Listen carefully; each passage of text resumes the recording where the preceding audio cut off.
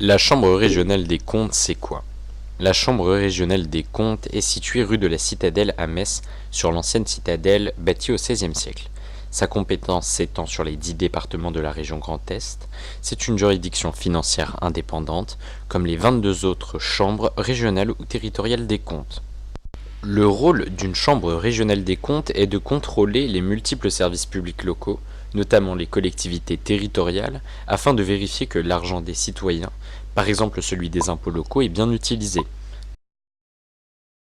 La Chambre contrôle près de 1400 collectivités locales et établissements publics locaux de la région Grand Est, ce qui représente 25 milliards d'euros. Au total, plus de 80 personnes travaillent au quotidien à la Chambre. Structure et organisation de la Chambre Grand Est. La Chambre Grand Est est structurée de la façon suivante. Les vérificateurs travaillent avec les magistrats, regroupés par section, et dirigés par un président de section. Les 4 sections sont complétées par une autre structure, l'équipe de jugement des comptes.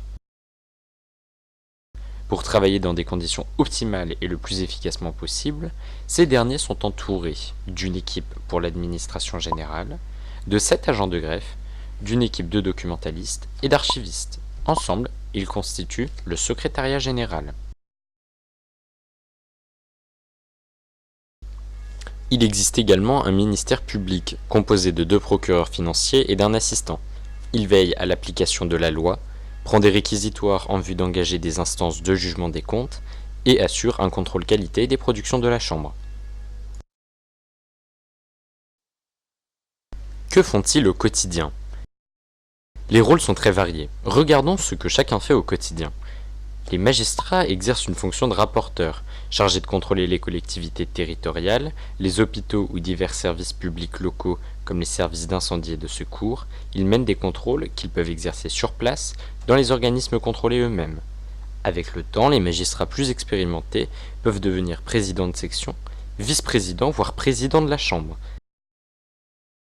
Ils ont, pour l'exercice de leur mission, des garanties d'indépendance ainsi que de larges pouvoirs d'investigation. Les magistrats travaillent généralement en binôme avec les vérificateurs. Le rôle de ces derniers est donc d'aider le magistrat avec qui ils travaillent dans le cadre d'un contrôle. Concrètement, ils rassemblent les informations importantes et nécessaires au bon déroulement de l'enquête, les analysent et contribuent à la rédaction des observations. Afin de garantir le respect des procédures durant les contrôles, un agent de greffe suit l'avancée de chaque dossier. Ce dernier partage ce rôle de vérification des procédures avec le ministère public. De plus, les magistrats travaillant sur un dossier avec leur vérificateur évoluent sur ce contrôle tout en s'assurant de la régularité des procédures. Le rôle du ministère public et du greffe est très important car une irrégularité dans la procédure pourrait compromettre la réalisation d'un contrôle avant même qu'il ne puisse être rendu public, des mois de travail qui tomberaient à l'eau. Pour épauler les magistrats et les vérificateurs au quotidien, le secrétariat général joue un rôle majeur dans l'organisation de la Chambre. Composé de plus d'une vingtaine de personnes, le secrétariat général a des missions diverses. Il gère les nombreux déplacements des magistrats et de leurs vérificateurs et veille à offrir un cadre de travail optimal. De plus, le pôle technique vérifie de près que la Chambre reste bien protégée informatiquement et entretient le bâtiment. Si la plupart des supports sont maintenant dématérialisés, afin de garder une trace de chaque contrôle, des salles entières sont remplies de dossiers qui ont été classés ainsi que de l'ensemble des comptes que les comptables publics doivent déposer à la Chambre. Ce travail minutieux est celui des archivistes qui classent ces précieuses informations qu'ils reçoivent très régulièrement. La Chambre est dirigée par un président et un vice-président magistrats de la Cour des comptes nommés pour 7 ans. Le président organise le fonctionnement de la Chambre, préside les audiences solennelles et les délibérés et audiences les plus importants. Il définit le programme des contrôles qui ne doit pas être rendu public. Le programme comporte notamment des enquêtes communes avec la Cour des comptes sur des grands thèmes de la gestion publique locale. Ces travaux communs amènent le président et le vice-président à être souvent présents à la Cour des comptes à Paris. Concrètement, un contrôle, c'est quoi? Il existe 3 types de contrôles.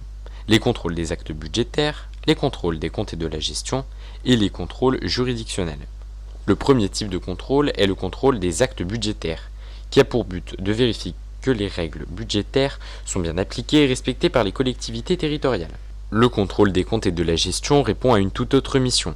La Chambre y regarde, lors du contrôle, la qualité de la gestion confiée à une ville par exemple, à travers les divers moyens mis à sa disposition ainsi que leur utilisation. Pour suivre cet exemple, si une ville a mal géré son budget, en choisissant de faire un emprunt qu'elle ne pourra pas rembourser avant plusieurs dizaines d'années, ou qu'un projet s'est révélé trop ambitieux pour cette agglomération, la Chambre est chargée de le communiquer dans son rapport. La Chambre peut aussi formuler des recommandations dont elle assurera le suivi. Enfin, le contrôle juridictionnel est mené afin de s'assurer que les comptables ont correctement effectué leur travail. Durant ces trois types de contrôles très différents, les magistrats aidés de leurs vérificateurs regardent la fiabilité des comptes qu'on leur présente, c'est-à-dire si les chiffres traduisent bien une réalité, et vont ensuite enquêter sur place. Ils vont vérifier l'origine de chaque somme, que ce soit une recette ou une dépense, qu'a fait la collectivité territoriale. Spécificité importante, la Chambre conduit une procédure contradictoire avec les contrôlés. Les personnes mises en cause ont un droit de réponse qui peut faire évoluer le contrôle. Ce droit de réponse, les personnes concernées l'exercent à différentes étapes de manière à se justifier et rester, elles aussi, transparentes face aux citoyens qui sont en droit de savoir ce que les acteurs publics font de leur argent. Cette présentation permet de constater que les chambres régionales des comptes sont très utiles à une meilleure qualité de la gestion de nos collectivités et services publics locaux et à l'information des citoyens. Vous pourrez aussi le vérifier en vous rendant sur le site de la Cour des comptes qui présente les rapports publics, avis budgétaires et jugements rendus sur chaque organisme contrôlé par les chambres régionales des comptes.